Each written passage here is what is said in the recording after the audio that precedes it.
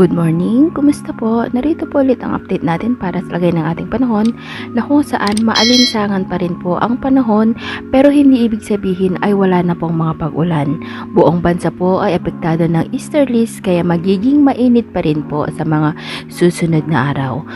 Posible pong pumalo sa 40 degrees Celsius ang pinakamataas na init factor ngayon dito sa atin lalo na po sa may Metro Manila.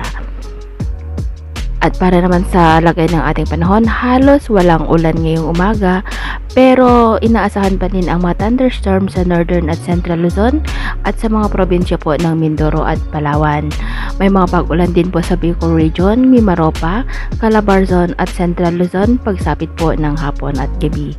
Magiging maulap din po sa Metro Manila kaya mataas din po ang posibilidad ng mga thunderstorm lalo na po pagsapit ng hapon at gabi. Sa Visayas naman po mataas ang tsansa ng ulan sa Eastern Visayas, Bohol at Negros provinces pagsapit po ng hapon at posibleng uulanin din po ang buong Visayas.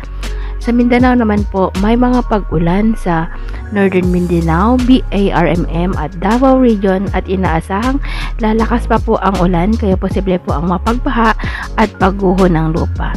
So yun po muna ang latest update natin sa araw na ito at ako po muna si Gems na nagsasabing sa kahit anong pagsubok po na darating sa ating buhay, wag na wag po tayong mawawalan ng pag-asa. Thank you and God bless!